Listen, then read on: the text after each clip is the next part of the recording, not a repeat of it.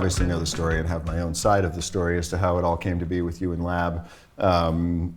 But at the time for us, we were absolutely nobody from nowhere, just hoping that a tour player would fall out of the sky to give our stuff a shot and actually believe in it. But from your side, how did you hear about L.A.B? When did you try it? How'd you get into it?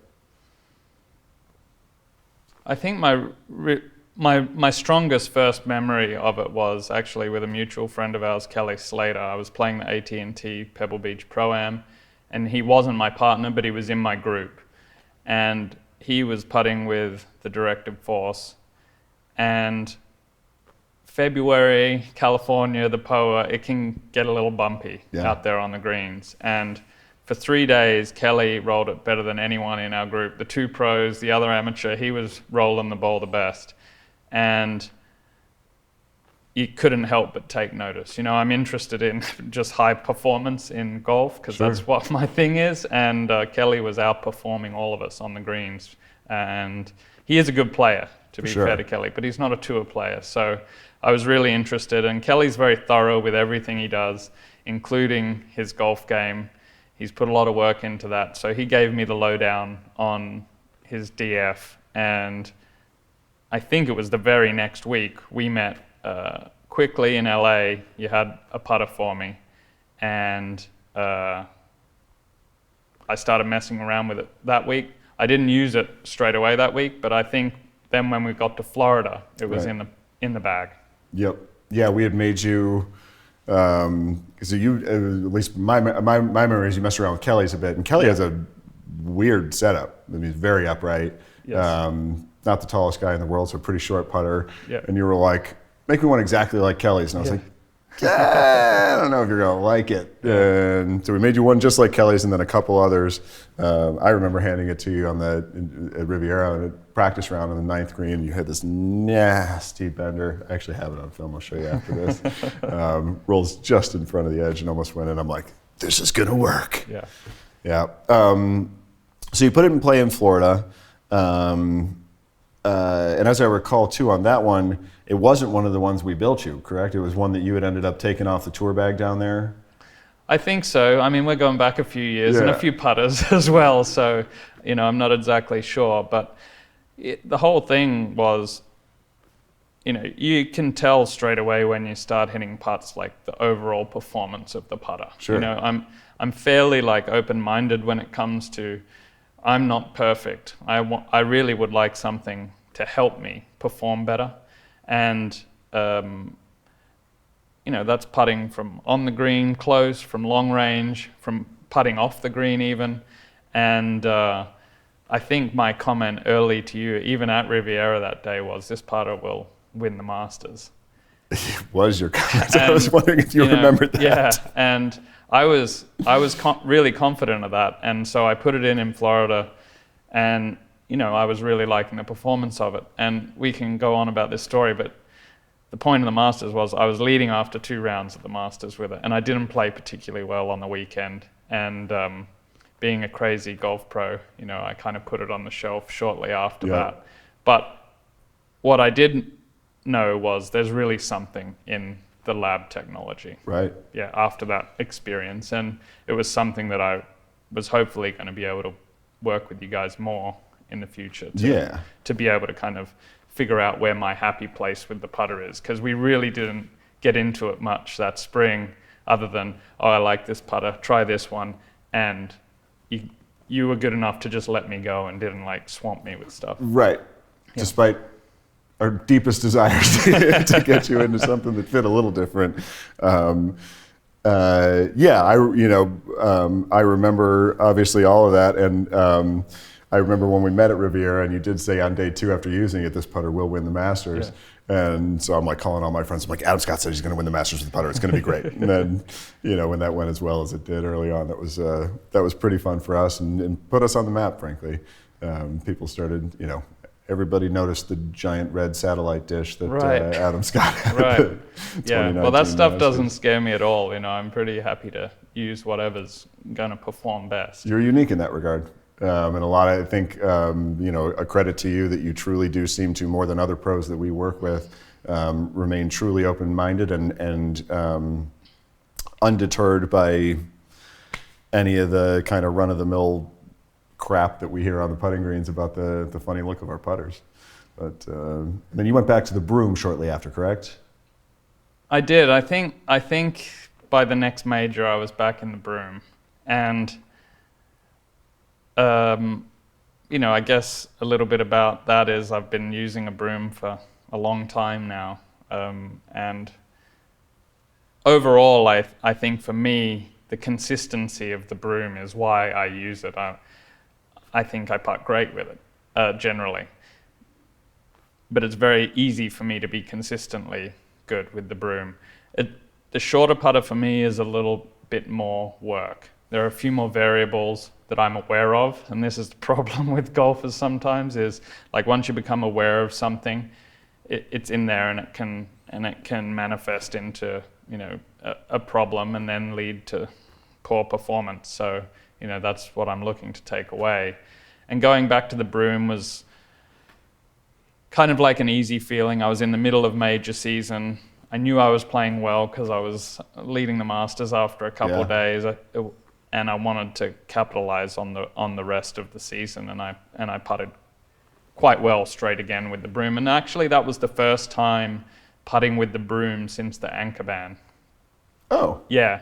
So I had to start making some adjustments to the broom. So there was a bit of work going on behind the scenes, like trial and error, cut it 2 inches shorter down to 47 inches. So your first one was 49? 49 when I was anchoring it. Oh, wow. Yeah. So the Masters one was 49 long. inches? Yeah, very long. Wow. Yeah. Big, long putt. It didn't fit anywhere. Not in the trunk of a car, not on a plane, nothing. When anybody orders one from us over 49 inches, we actually do like a pool cue shaft. Right. So they can take it apart because they can't travel with it. That's right. That's a good idea.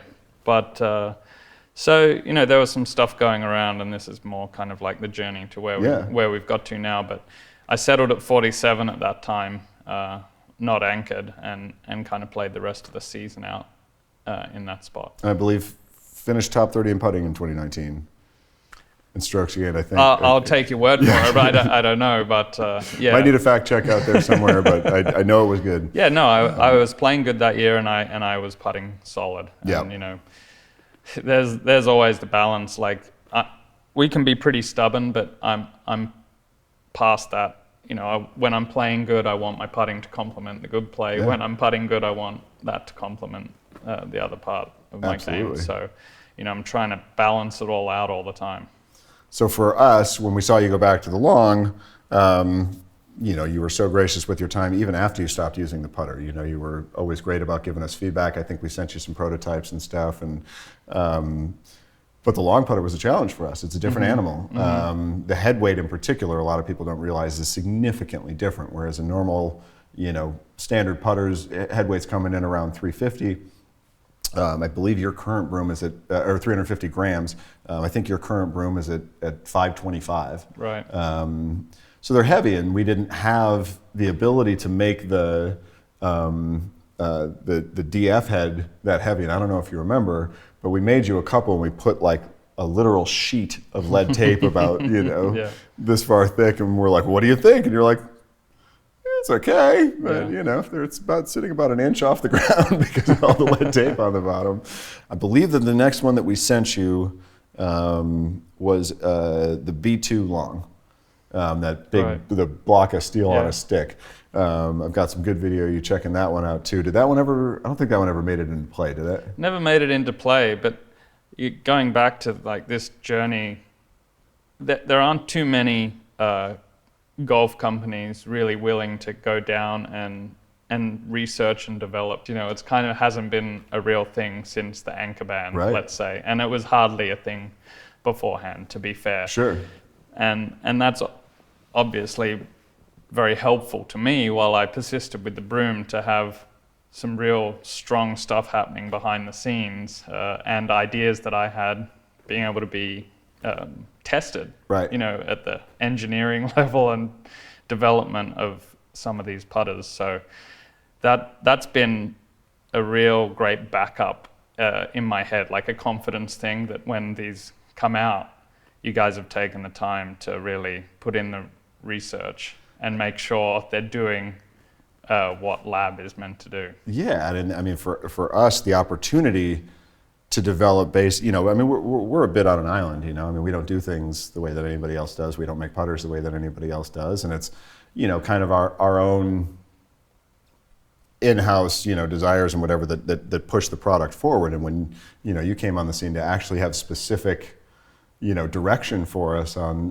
how to develop a broom, was amazing. I mean, that was frankly the real beginning of the the R&D beyond Bill's original invention of L.A.angle balance. There hadn't been a ton of development beyond that, and when we started working with you is when we really got our groove on as far as being able to develop product, and I've come a long way accordingly.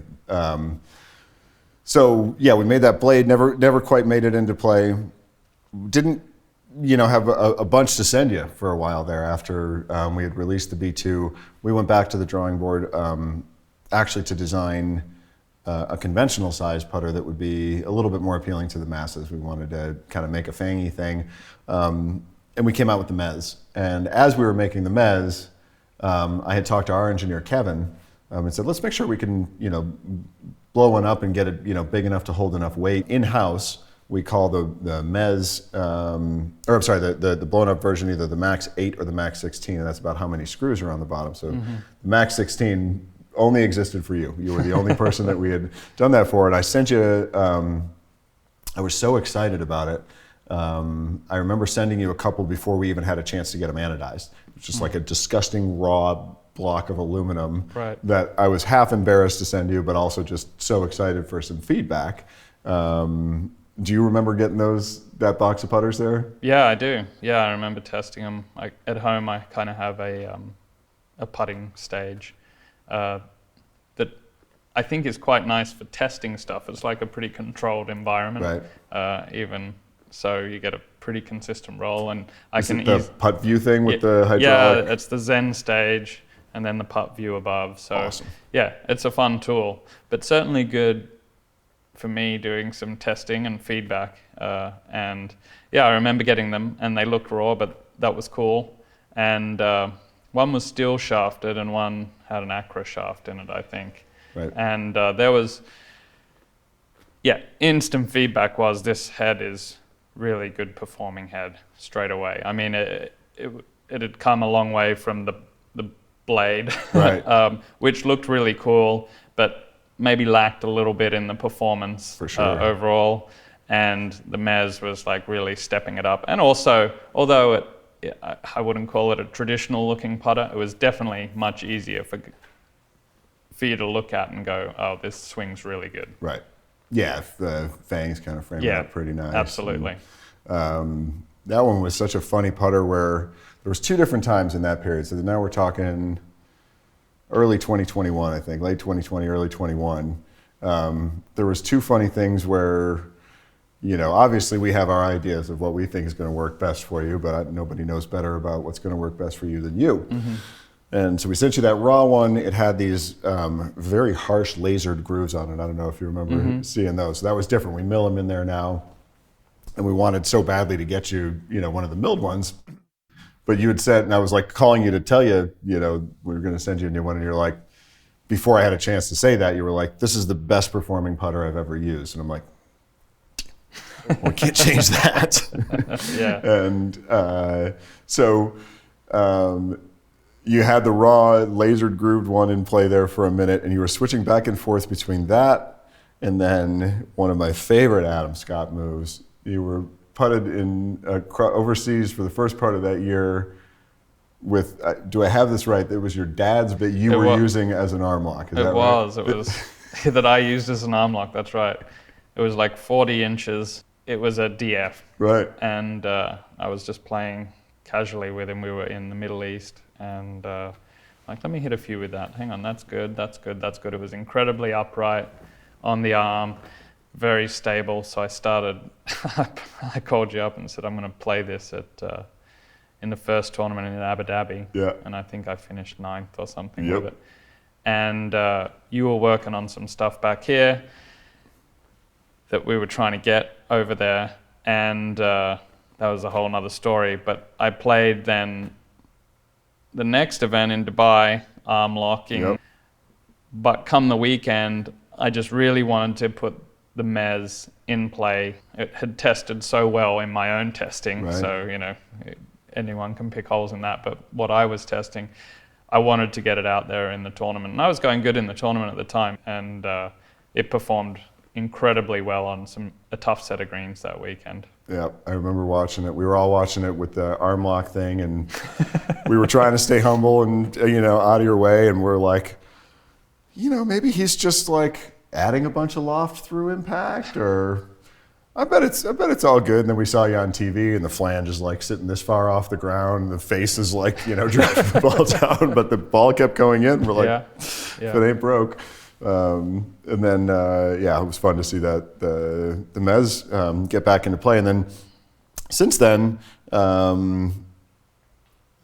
the tweaking on that putter, it's been a bunch. I mean, we've done a bunch of different things that an average viewer is never going to notice the differences on these things. Can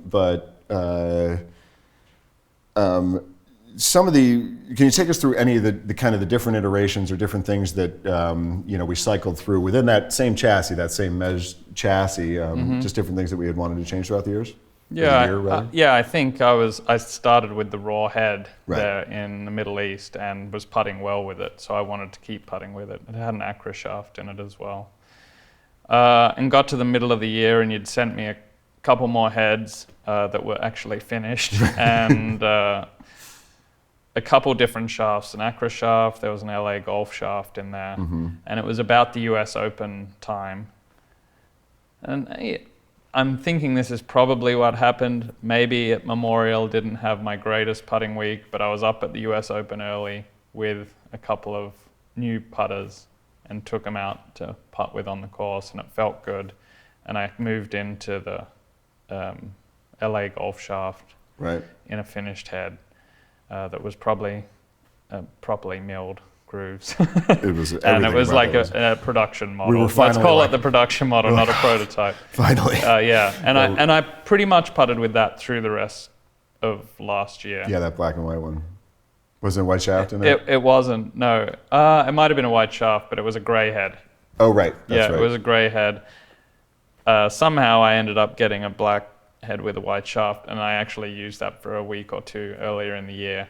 But that one, for some reason, just didn't have the feel that I wanted, and I went away from it.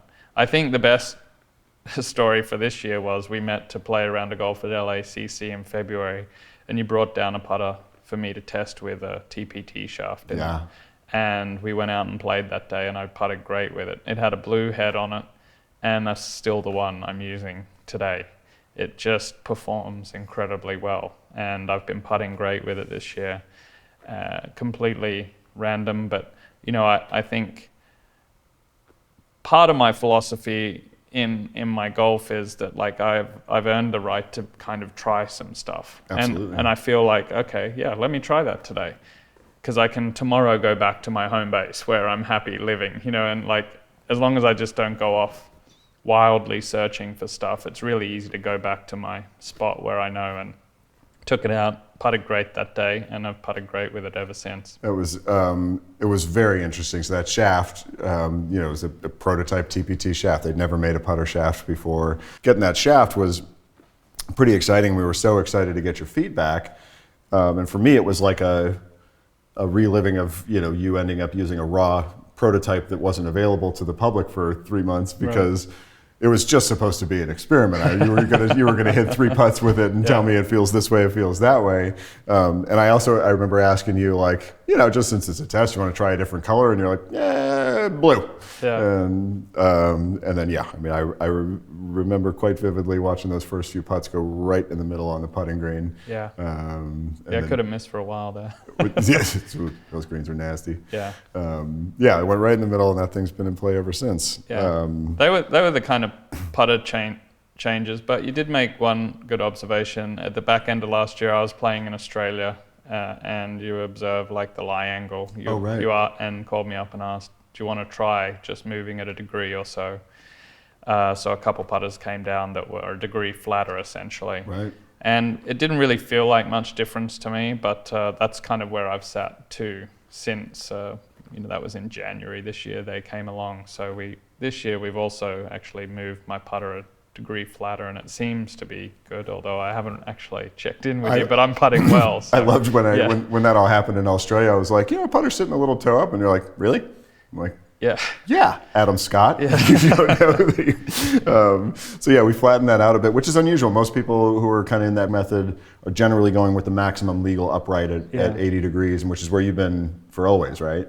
Yeah, absolutely. I've had it upright all the time. However, somewhere in this journey, my putter, I cut it down to 45 inches. Right. So, when I was anchoring, it was 49. When I came back and unanchored, I've settled at 47, and then somewhere in the last 18 months or so decided to sit at 45.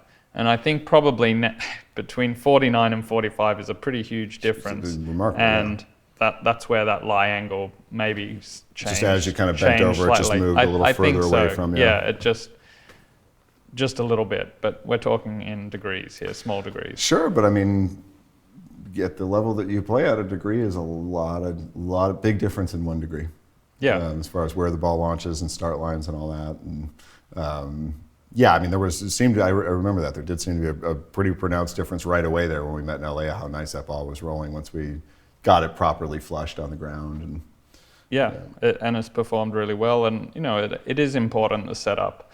Although you can get away with it here and there, to get the ultimate performance out of these putters, you do want it to be spec'd correctly. Correct. Because then it can do its job. So you got into town yesterday. I noticed you showed up with you had 2 putters with you, 2 lab putters with you. The black murdered out one that's waiting in the wings in case the blue one gets a little chilly. And the blue one is working.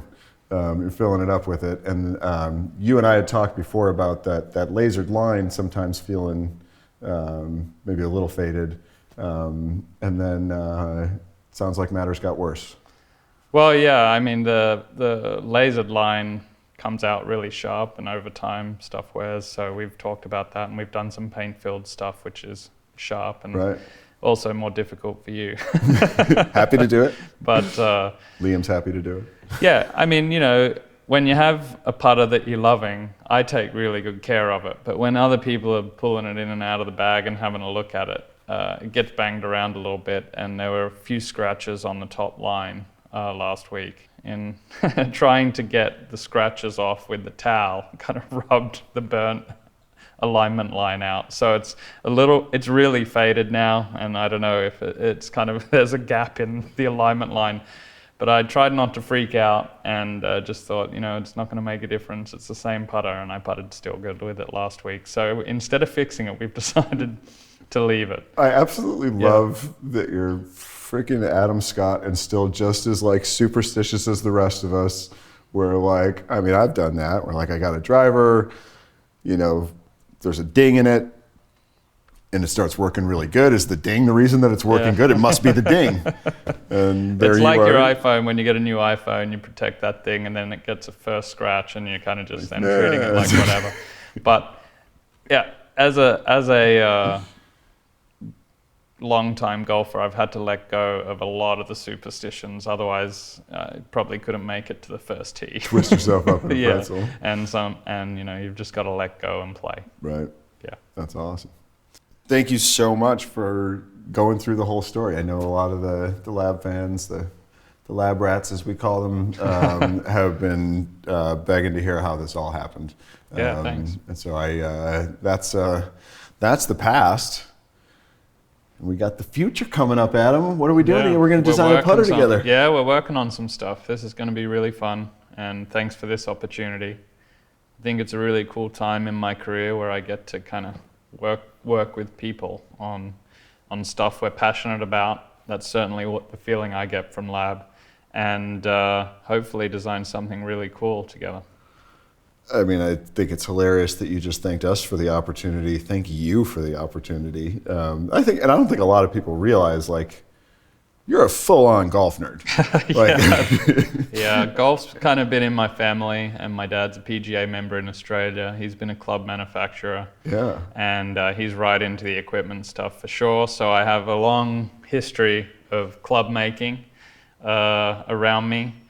And I certainly have learned over the last decade or so to really appreciate like the science and engineering that's going into equipment. And I have a small interest. I have very little knowledge, but I definitely have an interest in it. And this is going to be such a fun project. So excited.